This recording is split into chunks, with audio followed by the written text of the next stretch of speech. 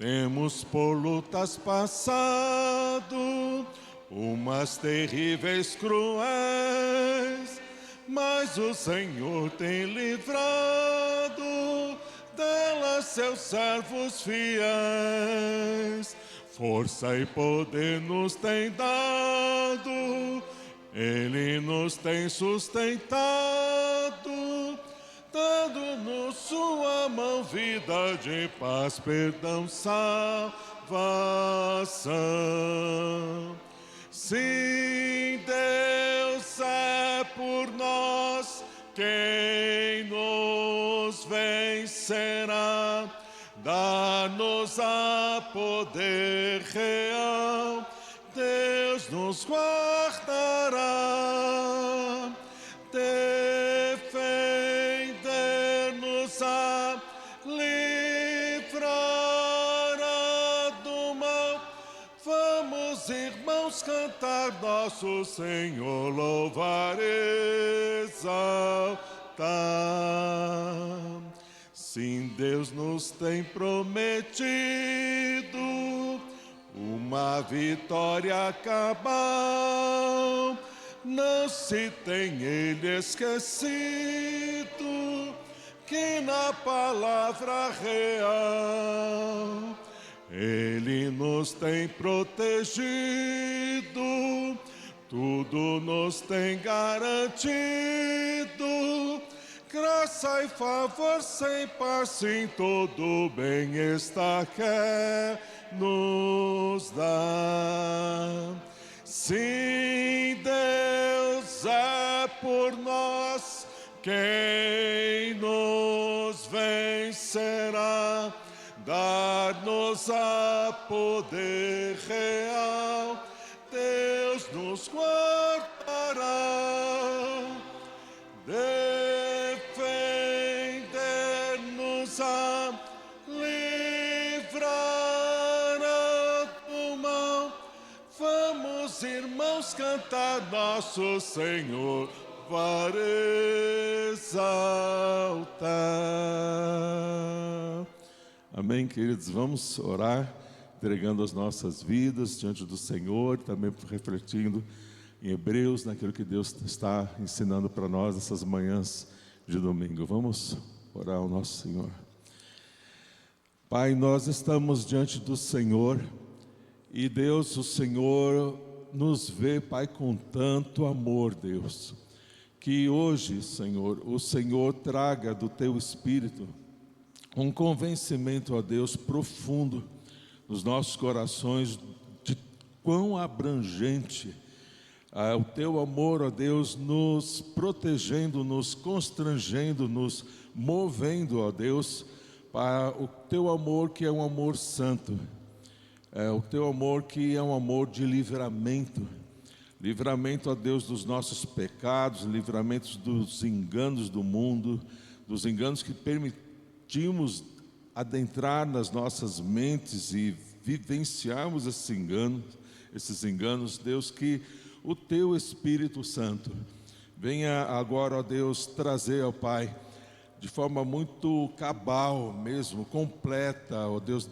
para que nós sejamos alertados e neste alerta do Senhor, Deus, nós deixemos o engano, deixemos o pecado e continuemos crescendo, ó Deus, aprendendo a amar ao Senhor e saber que isso é bom e agradável, viver na Tua vontade, Deus. É a vida abundante que o Senhor nos dá, nosso Jesus. Então, Deus, que sabiamente nós possamos, à luz da Tua palavra, tomarmos as decisões necessárias nas nossas vidas nesta manhã. Nós Te agradecemos, Deus, pela Tua direção, no nome de Jesus. Amém, Senhor. Os irmãos podem se assentar. Vamos abrir as nossas Bíblias em Hebreus. Hebreus capítulo 10. Hebreus capítulo 10, verso de número 31. Hebreus capítulo 10, verso 31.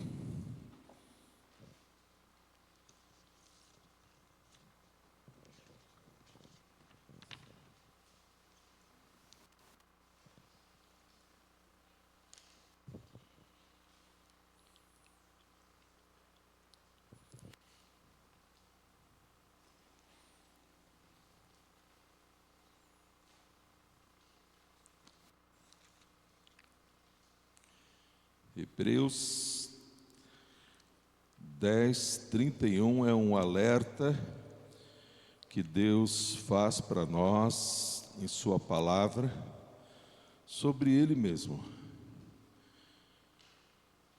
E olha aqui o que Ele inspirou, o Espírito Santo dele inspirou o escritor de Hebreus a dizer. Verso 31. Terrível coisa é cair nas mãos do Deus vivo. Terrível coisa é cair nas mãos do Deus vivo. Eu gostaria de começar essa manhã com uma pergunta para os irmãos. Como é que você se sente diante deste alerta que Deus nos traz sobre Ele mesmo? Como é que você se sente com esse alerta? Pensa um pouquinho, pensa um pouco, como você se sente diante deste alerta? Terrível coisa é cair nas mãos do Deus vivo. Como é que você se sente? Como? Castigado. Ok, muito bom. O que mais? Oi? Medo. Ok. Castigado, medo, o que mais? Correção. A gente se sente corrigido. Como é que você se sente diante deste alerta de Deus? Onde? Oi? Com desejo de obedecer, não é isso? É isso? Tá, obediência. O que mais aqui desse lado? Justiça. Deus é justo, não é? Ok, o que mais?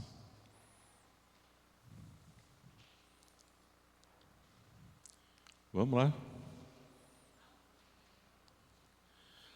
Muito bom. Amor. Quem ama, corrige. Muito bom. Se sente amado, se sente amada. Excelente. Muito bom.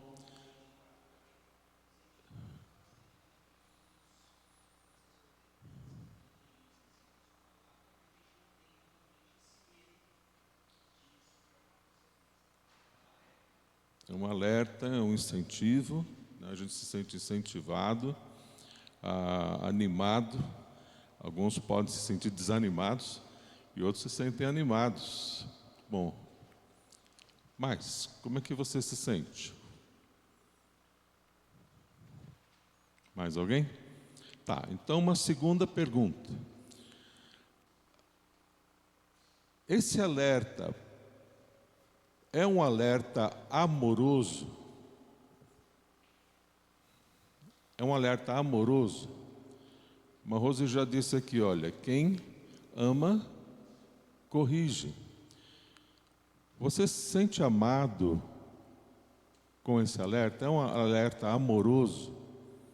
Você entende isso como algo do amor de Deus? Pode fazer parte do amor de Deus algo terrível? As mãos dele terríveis, cair nas mãos dele, pode fazer parte de quem ama algo terrível?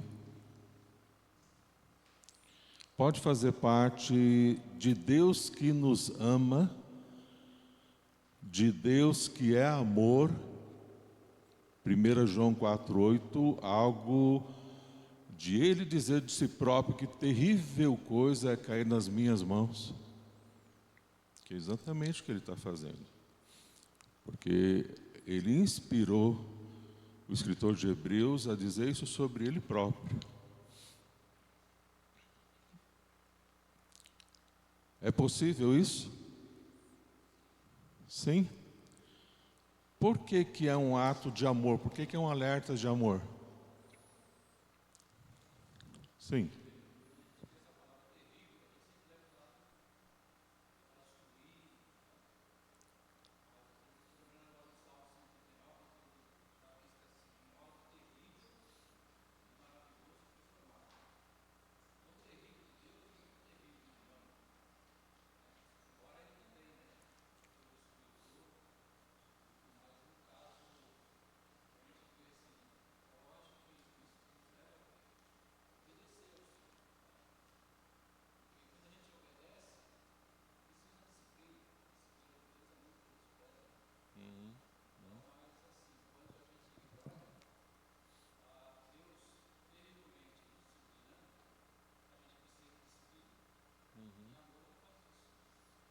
Sim. O irmão tem razão quando fala que é de forma terrível, nós somos formados por aquilo que Deus faz de extraordinário e grandioso. Mas aqui nesse texto é juízo mesmo, é condenação mesmo, é inferno mesmo. E não só eterno, é algo que a mão de Deus pesa na vida, hoje em dia. E também, e principalmente eternamente. Aqui o texto está falando a questão de juízo de Deus mesmo. Então, por que isso é de amor? Nós dissemos agora que é um alerta de amor, mas por que é de amor?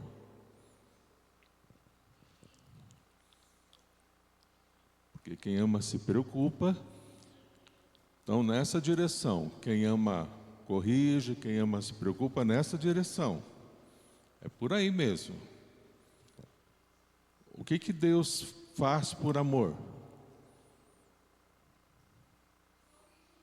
Sim, nos corrige, porque Ele quer nos livrar do mal. Deus nos ama e Ele odeia. Deus odeia o mal, Deus odeia o pecado, Deus é santíssimo, Deus repudia todo o pecado, porque no pecado há destruição e morte. Deus nos ama e nos quer dar vida, nos dá vida nele. É um alerta para quem está caminhando na morte para a morte. É este o ponto. Este é um alerta para, nós vamos ver agora no contexto, é um alerta para os apóstatas. E os sinais, o que é um apóstata, o que é de fato um apóstata? Eram pessoas que estavam na igreja, eram líderes da igreja, eram pessoas que estavam frequentes ali, entre eles são membros batizados, participam da ceia e tudo, são vistos como homens e mulheres de Deus, mas que estão à belinda de apostatar, deixar Cristo, lembra disso? Voltar para o judaísmo por medo de serem mortos, por medo da perseguição. Estavam sendo muito perseguidos, ameaçados de morte. E muitos morreram mesmo e foram torturados por causa de Cristo. E entre eles também muitos já estavam sofrendo, como o capítulo 10 diz, vocês passaram já muito sofrimento. Mas Deus deu a vitória para vocês e vamos caminhar com Deus, não vamos desistir agora. Então toda a tônica da carta é nos mostrando que nós, para onde fugir, como os discípulos falam, para onde iremos nós, Senhor, se nós negligenciarmos tão grande salvação? Então não há outro caminho. O judaísmo não é o caminho, nenhuma outra religião é o caminho. Então nós estamos neste mundo aqui numa transição, por causa que Deus nos decepcionou, permitiu que um parente nosso viesse a falecer, ou alguma coisa que uma empresa, um sonho que nós tivemos não foi alcançado, ou qualquer coisa que a gente se decepciona com Deus, ou alguma coisa que não está indo bem na vida da gente, vou deixar Deus, vou deixar esse caminho. Então é para estas pessoas, e também um alerta para mim, para todos nós, porque nós, irmãos, nós não enxergamos o que está no coração das pessoas. Às vezes nós estamos vendo aqui um irmão, uma irmã que é frequente, que está aqui na frente, ou está no louvor, ou é líder, ou é um diácono, ou o que for, a diaconisa, ou o que for que a pessoa seja. Mas a gente não vê o coração. A gente não sabe como foi construído aquilo na história da pessoa, a gente não sabe o coração dela mesmo, se ela de fato é uma pessoa convertida a Cristo. E aquilo pode não ser autêntico. Deus sabe. Deus sabe. Isso eu estou falando para mim também. É para todos nós. Deus sabe exatamente se eu sou filhinho amado dele, mesmo de verdade. Se você é filhinho, filhinha amada dele de verdade. Se você é uma pessoa convertida de fato a Cristo, Deus sabe. Às vezes nós mesmos estamos nos enganando. Às vezes a pessoa cumpriu as regras e tal, e ela se acha crente. E tem uma grande fé naquilo que ela construiu como cristianismo, como viver para Cristo. Mas que na verdade não é verdade. Ela não está vivendo para Cristo, ela está vivendo uma religião para si própria, para o seu benefício próprio, procurando ficar bem. E deliberadamente peca e deliberadamente continua pecando e acha que isso é normal e que vai sempre dar tudo certo. Porque eu sou fraco, sou fraca, né? E pensa que assim pode continuar alimentando determinado pecado na sua vida sem tratá-lo de fato, sem haver arrependimento, sem haver obediência ao senhorio de Cristo. E segue a vida numa grande ilusão, numa grande religiosidade, numa grande ilusão. Principalmente para essas pessoas porque Hebreus não está falando com incrédulos, está falando com crentes, pessoas que creem, mas muitas não são salvas. E nós já identificamos aqui em Hebreus que a pessoa verdadeiramente salva, ela não apostata da fé. Ela pode enfraquecer, ela pode dar uma esfriada, mas logo volta, não aguenta. O Espírito Santo incomoda, o Espírito Santo pesa, porque nós somos novas criaturas, nós nascemos de novo. E a gente não aguenta também sustentar pecado na nossa vida, a não ser que a gente não tenha consciência disso. Quando a consciência vem, que você fala, não, estou em pecado, Deus me livre, Senhor, misericórdia de mim. E há uma consciência, a pessoa se quebranta, a pessoa se arrepende e quer urgentemente corrigir aquilo. Porque é filho, porque é filha, não se contenta, não fica em paz, não fica confortável no pecado. O filho e a filha não vão viver, então não se engane. Se você dispõe, se você deliberadamente está vivendo em algum pecado, e aquilo você não abandonou ainda, passou já meses ou anos até, e você não abandona, isso é um grande sinal que você pode não ser um filho. Você pode estar redondamente enganado e se enganando totalmente. Então a palavra de Deus, ela nos esclarece sobre a disciplina de Deus. Nós vamos ver em Hebreus 12, nos esclarece sobre essa questão de que horrenda coisa, terrível coisa cair nas mãos de Deus vivo, porque o amor do nosso Deus é um amor santo. Este amor santo, ele não vai ser permissível com o pecado, ele não vai ser indiferente ao pecado. Deus não vai permitir que o filho e a filha viva pecando. Ele vai disciplinar, ele vai corrigir quando é filho, quando não é bastardo, que nós vamos vê-lo em Hebreus 12 depois. Então ele está caminhando aqui, estruturando todo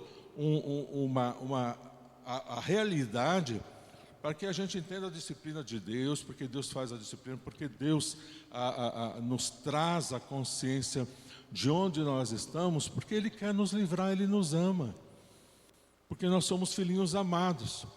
Mas quem de fato não é filho, é bastardo, ele é um apóstata, ele está no engano, pode até estar na igreja, mas no seu coração é apóstata, deixou a Cristo, abandonou a fé, criou para si próprio um evangelho que não é o evangelho de Cristo. Então aqueles que desistem, aqueles que estão retrocedendo, Paulo mesmo em outra carta ele fala, esses não eram os dos nossos, estavam no nosso meio, mas não eram os dos nossos.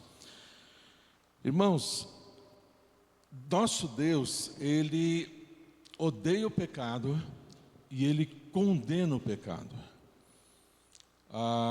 Por causa do pecado, há necessidade de morte.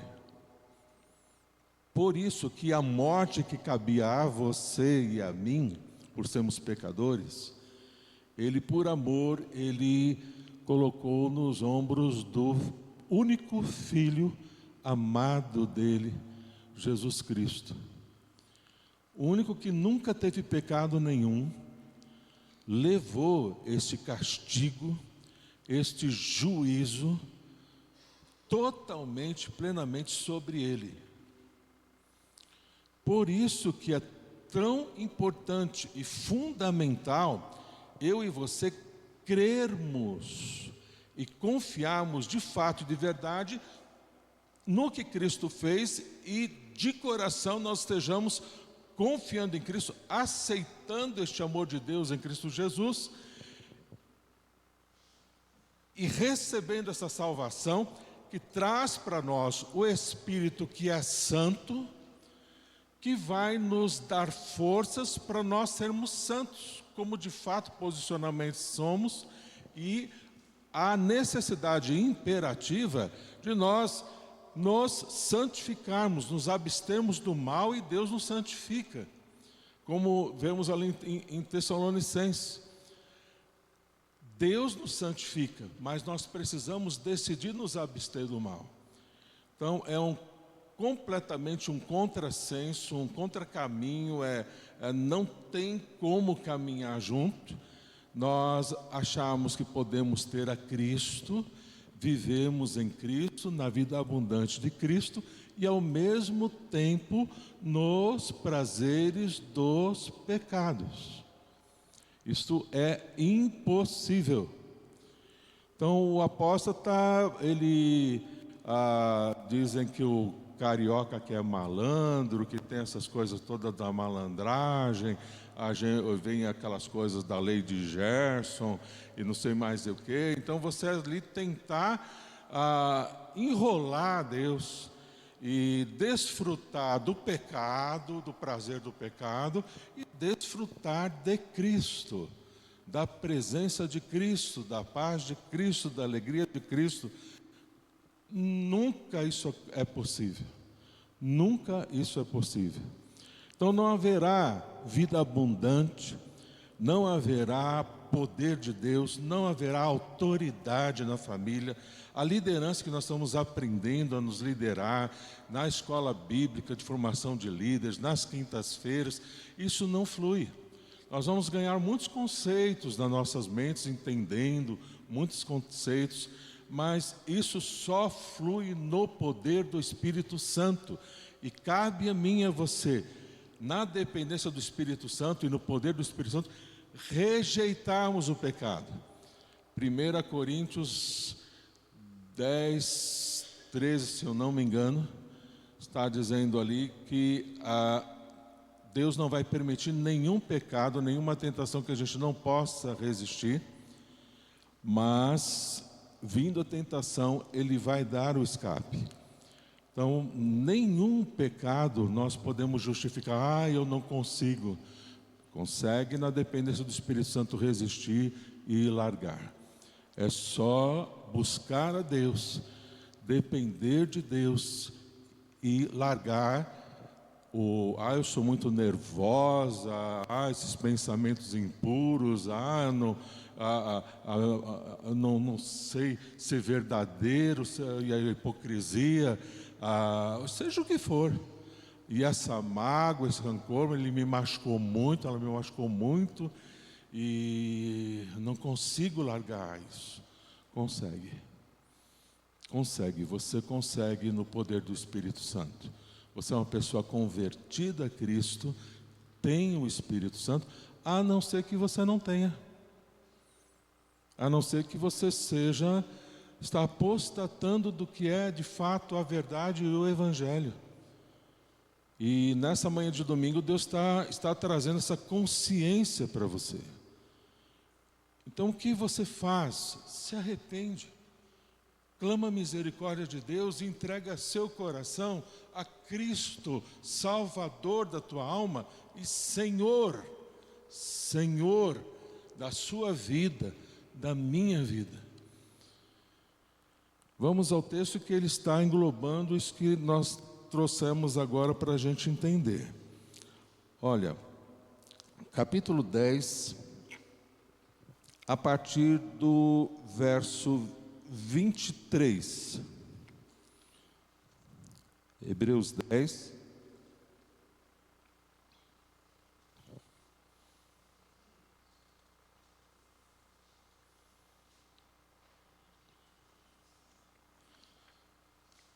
A partir do verso 23. Apeguemo-nos com firmeza à esperança que professamos. Então, eu sou salvo, Jesus me deu a salvação, eu sou filhinho amado, filhinha amada, eu sou de Deus, eu sou convertido a Cristo. Apeguemos-nos então com confiança, com firmeza, a esta esperança que você fala que tem. Quem você diz que você é? Você é crente? Firma nisso que você então está falando que é. Pois aquele que prometeu é fiel. Então nós sabemos que somos salvos por causa da fidelidade de Deus, não por causa da nossa. E aí ele entra agora nos mostrando a necessidade imperativa, por Deus ser amor, de nós estarmos juntos. Porque quando nós nos ausentamos de um culto, quando nós nos ausentamos de alguma reunião da igreja, isso vai contribuindo para nos esfriar. Olha o que ele diz aqui, verso 24: e consideremos-nos uns aos outros para nos incentivarmos ao amor e às boas obras. Não deixemos de reunirmos como igreja, segundo o costume de alguns, mas procuremos encorajar-nos uns aos outros, ainda mais quando vocês veem que se aproxima o dia. Como facilmente a gente vê isso. Várias pessoas em nossa igreja deixam por bobagem de vir cultuar a Deus com a igreja. É impressionante isso. Qualquer coisa é motivo para não vir no culto. Eu já estou com uma dorzinha no cabelo. Não vou no culto. Hoje eu vou trabalhar. E poderia ali reger a coisa de uma forma que não precisasse estar trabalhando necessariamente no domingo. Pode trabalhar de segunda a sábado, o que for. Claro que a gente sabe que tem trabalhos que tem escala obrigatória, e amém por isso, porque a gente sabe que a pessoa não consegue mesmo. Mas nós estamos falando de pessoas que deliberadamente, facilmente, não vou. Hoje eu não estou muito disposto, não estou muito disposto, então por qualquer coisa, não estão juntos com a igreja de Deus, nos cultos, na busca, na escola bíblica, no que precisam de fato estar. Então que eu e você continuemos juntos. Quando você pensar de não vir, lembra disso. Não, eu quero ir, eu vou, porque eu necessito e os meus irmãos necessitam de mim. Eu preciso incentivar os outros em amor também. Eu também vou ser incentivado, você incentivada. Conversando outro dia com um casal, ele falou: sempre quando eu pensei em não vir na igreja, E eu vim, sempre eu saí melhor. E é isso que acontece. Quando está aquela, será que eu vou? Será que eu vou? Eu vou. E quando a pessoa vai, ela sempre sai melhor. Sempre sai mais fortalecida, mais edificada. E é verdade isso para todos nós mesmos. Então, agora o próximo verso diz, olha o contexto que ele está trazendo, a importância de nós estarmos juntos em amor. Se não estivermos, isso é pecaminoso, porque é egoísta, é algo de comodismo, já são sinais que a pessoa não está firme, constante, não está querendo de fato, não está enxergando o amor a Deus, a necessidade de se fortalecer. Então ela vai naquela coisa mais ou menos, né? Verso 26, se continuarmos a pecar deliberadamente depois de recebermos o conhecimento da verdade, já não resta sacrifício pelos pecados. Então, se a pessoa continua, ela conheceu a verdade, conheceu a salvação de Jesus, e ela continua no pecado, continua a viver em determinado pecado ou determinados pecados na sua vida, não tem mais solução. Se ela negou a Cristo, se ela negou o senhorio de Cristo, se ela negou a vida com Cristo, qual o outro caminho? O que vai, no caso aqui dos judeus, se eles voltarem lá para o judaísmo, os sacrifícios, que Jesus já fez os sacrifícios, não tem mais sacrifício pelo pecado de animais. Jesus foi o Cordeiro de Deus que tira o pecado do mundo. Então não tem mais outro caminho, não tem outro meio de salvação, não tem mais outra opção. É isso que ele está dizendo, que não resta, não tem outra possibilidade do pecado ser perdoado. Então qual a única possibilidade? Se arrepender do pecado, clamar misericórdia, ser perdoado por Cristo e viver para Cristo. Qual o impedimento do apóstata se converter? Nenhum. A não ser que ele já cauterizou a sua mente e não quer Cristo. E não ter realmente se rendido a Cristo e dizer, no engano de que ele está tão às vezes enganado e a sua consciência cauterizada, que ele fala, eu já experimentei Jesus. E não está funcionando, não está dando certo para a minha vida, porque eu já experimentei a Jesus. Você não experimentou a Jesus? Quando de fato a gente se converte a Cristo, a gente sabe o que tem, a gente sabe o que é o Espírito Santo, a paz do Espírito, a alegria do Espírito, o peso do Espírito, o peso desse zelo de Deus, que tem este amor que não se conforma com o pecado na vida dos seus filhos. Ele não se conforma de ver os seus filhos sendo destruídos na frente dele. Então ele nos mostra claramente a sua graça, nos salvando de graça, nos trazendo para o amor dele, para que nós recebamos o Espírito dele. Mas agora que temos o Espírito, Deus ele requer obediência para o nosso bem, porque nos ama.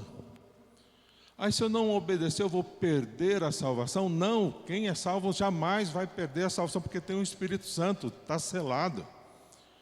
Mas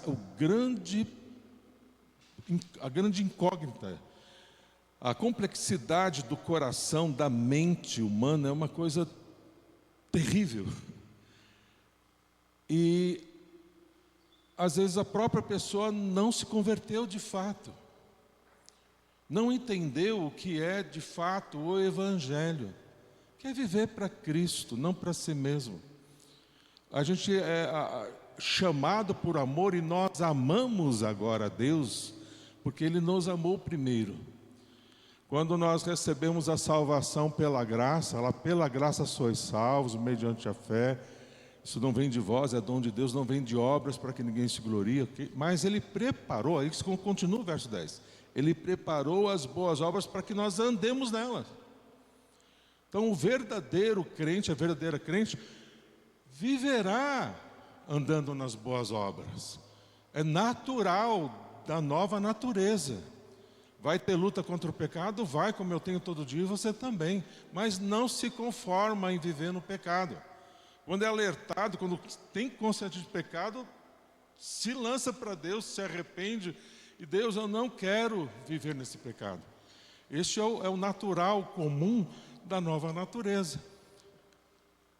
Por isso que é muito importante nós sondarmos com profundidade as nossas almas, nesta manhã, nesse dia à luz da palavra de Deus, e tomar decisões de arrependimento, tomar decisões de consagração, tomar decisões de perseverança, tomar as decisões de quem nunca vai desistir, que é o que ele vai trazer agora nos próximos versos. Olha o verso 27. Mas, não resta sacrifício pelos pecados, mas tão somente uma terrível expectativa de juízo e de fogo intenso que consumirá os inimigos de Deus. Quem são os inimigos de Deus? Os inimigos de Deus são aqueles que são amigos do mundo. Quem é amigo do mundo se torna o quê? Não é isso? Se torna inimigo de Deus. Quem é amigo do mundo se torna inimigo de Deus. Então não dá, vocês percebem? Não dá para continuar no pecado. Não está bem, não está nada bem. Tem que haver um quebrantamento na presença de Deus, confissão profunda de pecado e mudar de direção. Começar a obedecer a partir de hoje, a partir de agora, obedecê-lo. Por mais que você possa ter na sua consciência justificações para essa ira, para esse ódio, para esse rancor, para essa impureza, para essa mentira, para essa hipocrisia, o que for o pecado, para essa incredulidade, o que for que estiver assaltando você, que estiver tentando você, a sua tentação da sua própria cobiça, tentação de Satanás, diga não à tentação da sua cobiça, diga não à tentação de Satanás, diga não ao pecado, por mais prazer que você sinta, porque viver para Cristo é muito melhor. E não tem condenação, nenhuma condenação há para aqueles, nenhum juízo há para aqueles que estão em Cristo Jesus. Esse juízo aqui não é para os que estão em Cristo Jesus. Nenhuma condenação há para os salvos, verdadeiramente salvos em Cristo Jesus. Então, que aquilo que você professa, tem convicção da tua salvação, seja a sua vida salva do pecado durante o dia. No caminho que Ele deu, arrependimento, confissão, arrependimento, deixa e Ele liberta. Você não foi chamado para a liberdade para se tornar escravo de novo ao pecado. Você foi chamado para a liberdade em Cristo Jesus. Viva livre, seja livre, tenha uma vida livre. Isso Deus tem me chamado e movido, falado muito comigo, para que eu seja livre dessas coisas que eu tenho às vezes alimentado, ou você tem alimentado, o que for, seja livre. Não deixe isso tomar conta da sua vida. Seja livre de verdade. Você quer ser livre? Só Jesus, na verdade de Jesus que a gente vai ser livre e livre de verdade. Só um parênteses aqui. Nós vemos diversos exemplos de homens no Novo Testamento que estavam firmes ali, mas não não eram firmes de verdade. Nós vemos vários pessoas que deixaram o caminho. Nós vemos, por exemplo, Paulo fala de Himeneu, de Fileto, que eram companheiros de jugo ali, firmes com ele, deixaram o evangelho. Ele fala também que Demas, amando o mundo, Demas também era um companheiro lá junto com Paulo, amando o presente século, nos deixou. Então nós vemos diversos exemplos bíblicos. E também o Alexandre, o latoeiro, que me causou muitos males. Esse latoeiro era um líder da igreja. Ele era um líder da igreja. Depois ele que apostatou, ele começava a pregar contra o que Paulo estava ensinando, contra o evangelho. Cara, foi terrível esse Alexandre latoeiro. Então,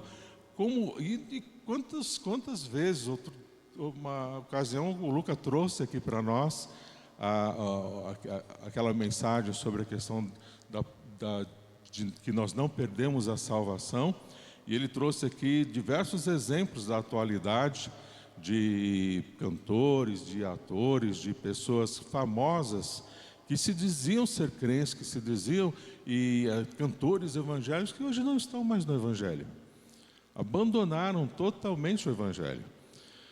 Eu lembro de um pastor, quando nós pastoreávamos em Jundiaí, e esse pastor, eu não vou dizer o nome dele, mas este homem, ele era assim muito convidado, ele era um excelente pregador, pastoreava uma igreja de vulto ali em Jundiaí, uma igreja grande até e tal, e era uma igreja de tamanho médio. Mas era um excelente pregador, uma pessoa, nós chamamos ele para pregar em nossa igreja também, aos nossos olhos uma bênção. Mas ele tinha uma crise no casamento muito grande, e ele deixou tudo, deixou o ministério, deixou tudo por causa de uma outra mulher, e foi embora. Deixou família, deixou o ministério e deixou o evangelho também. Então, a gente, poxa, onde está de fato, às vezes é aparente, a gente falando isso aqui é crente mesmo, isso aqui é crente mesmo. E às vezes não é verdadeiro. Por isso que é fundamental você entender que isso está acontecendo na vida de pastores, na vida de muita gente, que pensa que é, mas não é. Está se auto-enganando. Por quê? Porque Jesus falou que vão vir naquele dia e vão falar: fizemos tantas obras no teu nome, e milagres, milagres não, mas coisas sobrenaturais mesmo. Expulsamos demônios, fizemos muitos milagres, como eles dizem que é milagre, em teu nome. E Jesus fala: apartai-vos de mim, porque nunca vos conheci. Esses, mesmo que não apostataram no sentido de deixarem a igreja, o pseudo-evangelho, mas apostataram da fé porque não creram no que é o evangelho de fato. Não se converteram de fato a Cristo. Por isso, irmãos, que é tão importante que você, de coração, e eu estou fazendo isso na minha vida também, de todo o meu coração, a gente, como diz aquilo do filho pródigo, cai em si e sinceramente, de uma forma a lavar o coração diante da presença do Senhor e fala: Deus, se tudo isso que eu já criei na minha vida toda é mentira, eu quero a verdade do Senhor. Deus vai mostrar bem claro para você o que Ele diz na palavra dEle: me ame, me ame. Eu dei o Espírito Santo para você me amar.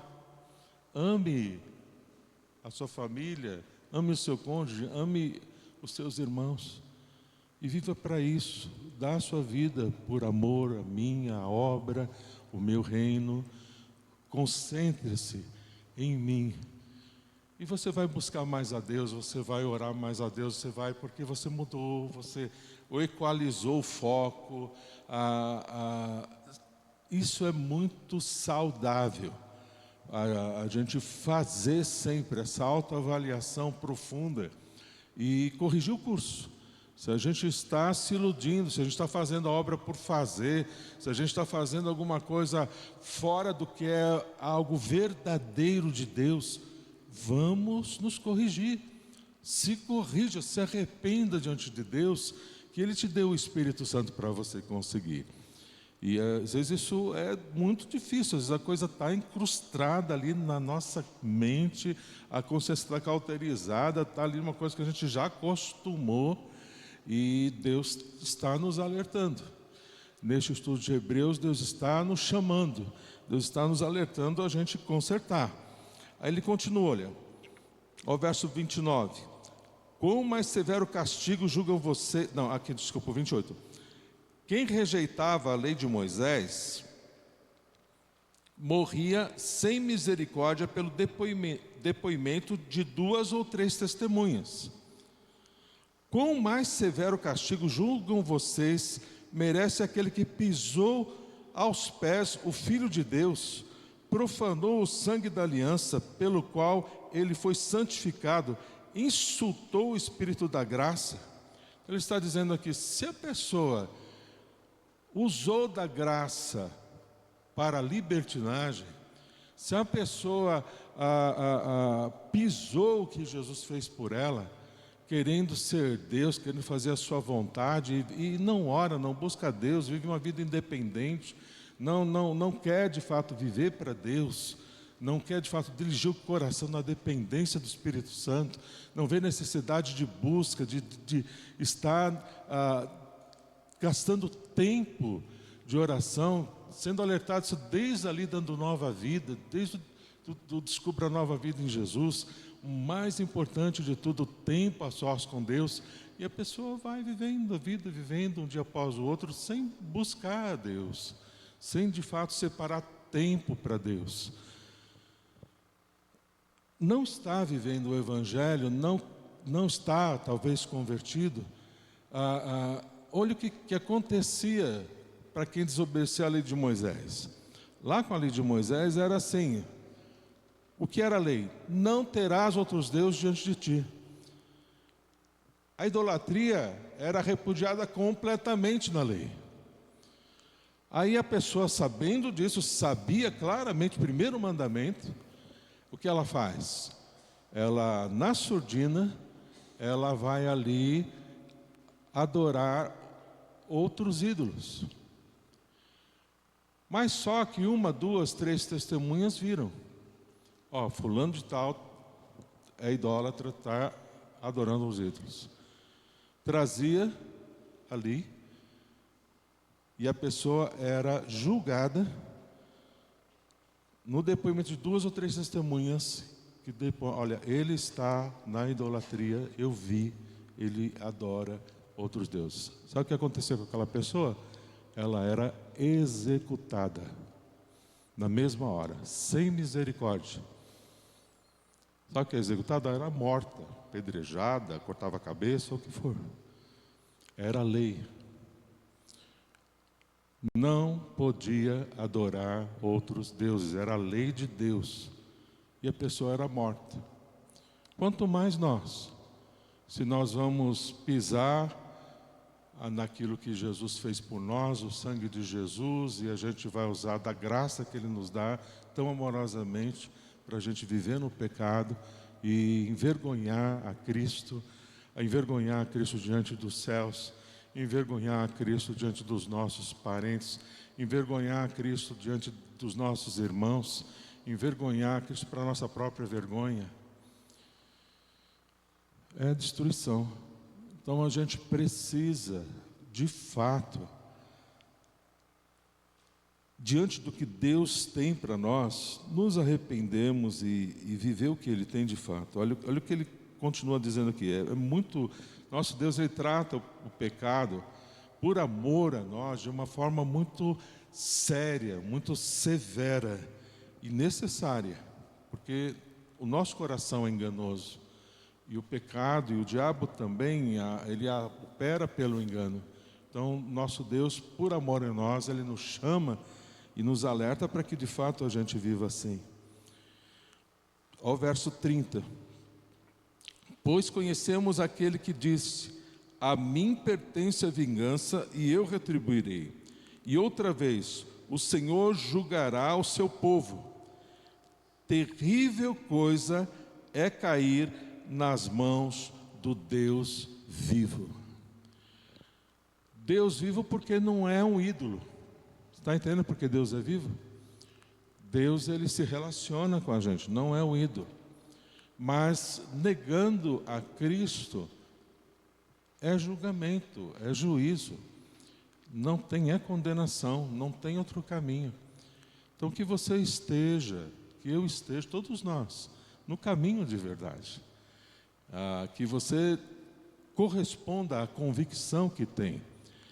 Como nós fazemos várias vezes, eu pedi agora, levanta a mão, quem tem convicção sabe que se morrer agora vai direto para o céu. Todo mundo levanta a mão, tem convicção. Vamos viver conforme o que nós estamos professando, conforme a convicção que temos, em obediência ao nosso Senhor, em obediência ao nosso Mestre de verdade, como Ele nos chama a obedecer e fazer a sua vontade. Olha aqui então. Terrível coisa é cair nas mãos do Deus vivo. O que isso nos ensina então do amor de Deus? Nós vamos amar a Deus, viver para Deus. Agora você vai entendendo, com temor e tremor. O que é viver diante de Deus com temor e tremor? Não é ficar morrendo de medo de Deus, mas é ver, enxergar como Deus me ama de verdade e como, neste amor, como Ele me protege. Este alerta de Deus, essa exortação de Deus, esta condição que Deus faz, é uma proteção amorosa para mim e para você, para que a gente não tenha saída, não tenha escapatória. Eu tenho liberdade para escolher, mas o que é a lei no tempo de graça? Estabelecida ali que a gente vê em Gálatas, capítulo 6. Se eu der lugar à minha carne, é destruição. Se eu dou lugar para o Espírito, é vida e paz. É isso que eu vou ter. Não tem outro caminho. Ou é uma coisa ou é outra. Viver as duas não dá. Então, eu, consciente disso, sabendo que resta o pior para mim no meu futuro, vou diante de Deus confessar os meus pecados, me arrepender, andar com Deus e viver com Ele. E o que eu posso esperar do meu futuro? O melhor possível na minha existência. Nessa intimidade que a gente vai crescendo com Ele, é vida e vida em abundância. E imagina você sem o pecado que você tem dificuldade em tal área. Imagina você livre desse pecado. Imagina você não praticando esse pecado. É essa a visão de Deus para você. Essa vida livre, essa vida vencedora, essa vida abençoada, que é a vida abundante que Cristo tem para mim e para você. É isso que Deus quer fazer para mim e para você também. Então, vamos nos abrigar no amor de Deus. Também, Hebreus 12, dá uma olhada em Hebreus 12, 28 e 29. Na verdade, ele vai construindo aqui toda uma consciência para entrar em Hebreus 11, que nós vamos entrar no próximo estudo, que é o capítulo da fé, e depois 12, que nos mostra a gente caminhar e avançar, olhando para Jesus, o autor e consumador da nossa fé. E olha o 12, 28 e 29. Ao verso 28. Portanto, já que estamos recebendo um reino inabalável, sejamos agradecidos e assim adoremos a Deus de modo aceitável, com reverência e temor. Olha aqui, qual é o modo aceitável da gente viver para Ele?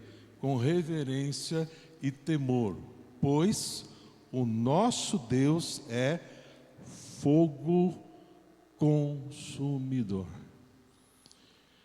Novamente ele está olhando lá para o tabernáculo. Você lembra do sumo sacerdote? Entrava uma vez por ano, que ia lá com os sininhos. Por que os sininhos? Se tivesse alguma coisa errada, ele ia ser na presença de Deus consumido, no fogo da presença, consumidor, fulminado na hora ali. Eles iam só puxar ele para fora. A presença de Deus, ela é um fogo consumidor. É esse fogo consumidor pelo zelo amoroso que Deus tem por mim e por você. Por isso que é terrível. Deus, Ele olha com muita seriedade o pecado na minha vida e na sua. E Ele nos alerta, nos ensina na sua palavra que nós estejamos olhando com a mesma seriedade e vendo como caminho de morte, como caminho de destruição, como Ele diz que é, e a gente entenda isso e viva para Deus, se santifique para Deus, como é natural da nova natureza. A gente tem luta com a velha natureza, a gente tem luta com a nossa carne todo dia, mas quando a gente se dirige para se santificar, vamos tendo mais vitórias. E assim a gente vai se santificando cada vez mais para Deus, amadurecendo nessa santificação, se libertando, banindo pecados em diversas áreas e vai tendo vitória.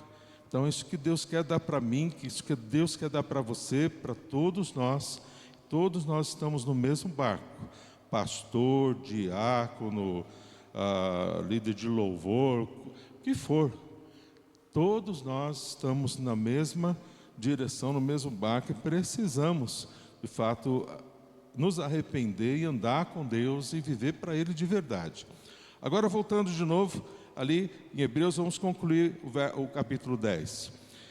Lembre-se dos primeiros, verso 32, Hebreus 10, 32. Lembre-se dos primeiros dias depois que vocês foram iluminados, quando suportaram muita luta e muito sofrimento. Olha, eles já eram um povo sofrido, muito perseguido. Algumas vezes vocês foram expostos a insultos e tribulações. Em outras ocasiões fizeram-se solitários com os que assim foram tratados. Nós também, nós já passamos muitas lutas, muitas aflições. Quem já não passou? Todos nós. Você que viveu aí já há alguns anos, você sabe como é esse mundo, como é muitas lutas que nós passamos. E Jesus nos falou, você vai ter muita tribulação, mas tenha bom ânimo, eu venci comigo, nós estamos juntos. Você vai vencer também, vai passar por tudo isso, na bênção, na graça, mas no pecado não dá para ter vitória. Verso 34, vocês se compadeceram dos que estavam na prisão e aceitaram alegremente o confisco dos seus próprios bens, pois sabiam que possuíam bens superiores e permanentes. Ele não focou no material. Não é para nós sermos materialistas. Nós sabemos onde está o nosso tesouro, nós sabemos qual que é a nossa pátria, nós sabemos quais são os nossos valores. Os nossos valores são do reino de Deus, os nossos valores, nós temos visão de reino, então nós somos mais generosos, nós somos mais abertos, não somos presos ao dinheiro, à riqueza. Não é esse o alvo da nossa vida. A gente tem algo muito melhor, muito superior. Verso 35, por isso, não abram mão da confiança que vocês têm. Ela será ricamente recompensada. Nós já temos recompensa, muita recompensa aqui na terra e muito mais no céu, com coroas, com galardão. Deus nos promete grandes coisas, principalmente a própria presença plena do Senhor, que nós vamos gozar eternamente. Não precisa de mais nada. Verso 36, vocês precisam perseverar, de modo que quando tiverem feito a vontade de Deus, recebam o que Ele prometeu, pois em breve, muito breve, aquele que vem virá e não demorará, mas o meu justo viverá pela fé. E se retroceder, não me agradarei dele. O meu justo viverá pela fé. Aí o que ele está fazendo? Ele já está preparando as nossas mentes aqui para o capítulo 11. Ora, a fé, a certeza das coisas que se esperam, a prova das coisas que não se veem. E aí ele vai trazer os exemplos de homens e mulheres que viveram pela fé, venceram pela fé. E nós vamos aprender algo muito maduro em Hebreus 11 aqui. Depois a gente abre. Mas ele está mostrando nós, o justo de Deus vai viver pela fé. E se retroceder, não me agradarei dele. Verso 39 agora encerra. Nós, porém, não somos dos que retrocedem e são destruídos, mas dos que creem e são salvos. Então, que você, eu, cada um de nós, sejamos esse nós. Nós, porém, não somos do que retrocedem e são destruídos, mas dos que creem e são salvos. Você crê em Jesus como seu Salvador? Em Jesus que é o Senhor, que é Deus, que é dono da vida? Quer viver para Jesus? Quer andar com Jesus? Quer obedecer a Jesus? Eu quero. Nessa semana abri muito meu coração com Deus. Falei, Deus, eu quero mais e mais do Senhor. Quero mais e mais da Tua presença. Quero obedecê-lo. Estou deixando todo o pecado que tenho consciência. E quero lutar no Teu Espírito, na Tua graça, para me ajudar a toda a verdade, a tudo que é honesto, tudo que é sincero, tudo que é reto, tudo que é puro, tudo que é de bom testemunho, tudo que é de boa fama. Nisso eu quero pensar, nisso eu quero viver com o Senhor, não por merecimento meu, mas por gratidão e amor ao Senhor. Eu quero, e obrigado por me proteger, obrigado por me alertar, obrigado por me ajudar a voltar à sobriedade maior, a ter isso mais forte e vivo na minha vida e no meu coração.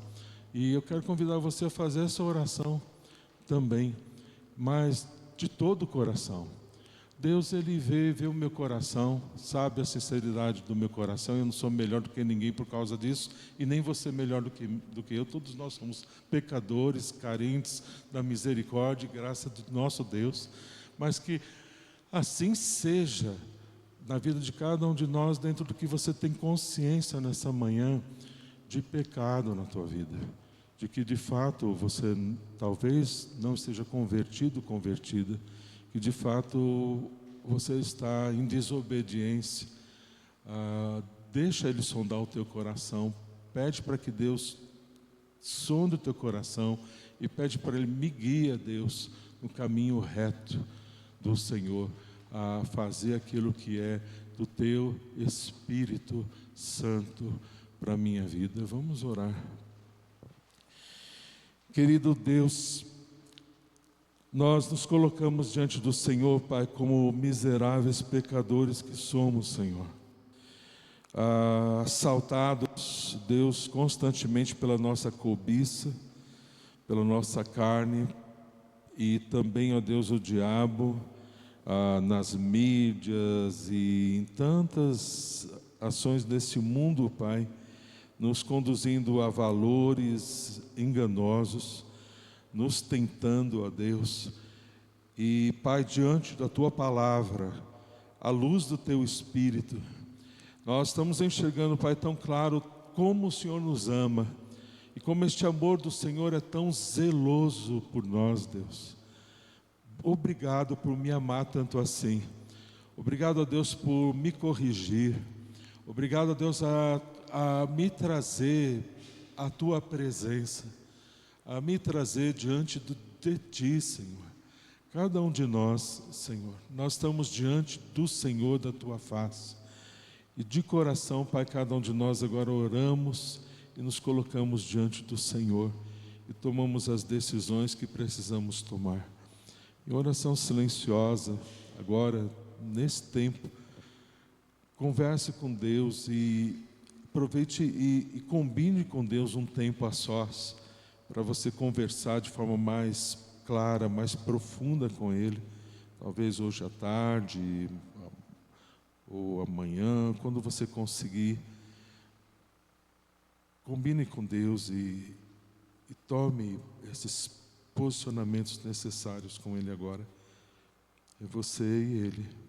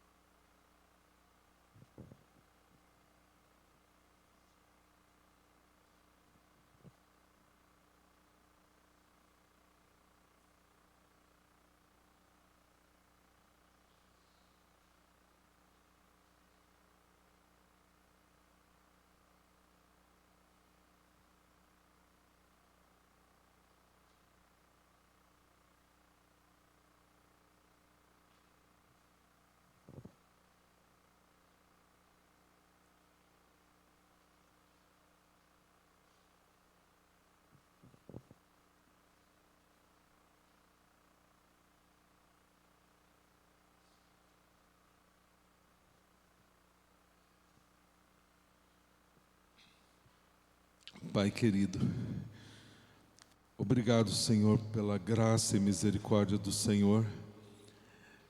E na Tua graça, Deus, nós não somos daqueles que retrocedem e são destruídos.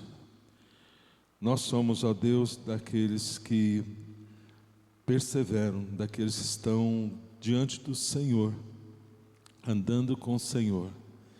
E por isso, ó Deus, nós, na Tua graça, somos salvos, porque cremos.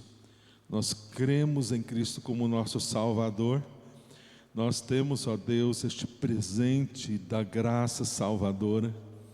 E por sermos filhinhos, novas criaturas, embaixadores do Senhor, nós nos arrependemos, Deus, de todo o pecado, de todo comodismo, e como embaixadores, Pai, nós queremos anunciar mais, eu quero anunciar mais o Teu Evangelho, fazer discípulos um a um, discípulos na célula, discípulos nas casas de paz, discípulos em todas as oportunidades, no encontro que nós vamos ter de homens, ó Deus, depois o encontro de mulheres também, no retiro de jovens ali, Pai, também que haverá o ano que vem, tudo, Pai, que o Senhor tem para nós estarmos agindo, ó Deus, em crescermos como discípulos do Senhor e crescermos, ó Pai, em humildade, em serviço e em cumprir a nossa missão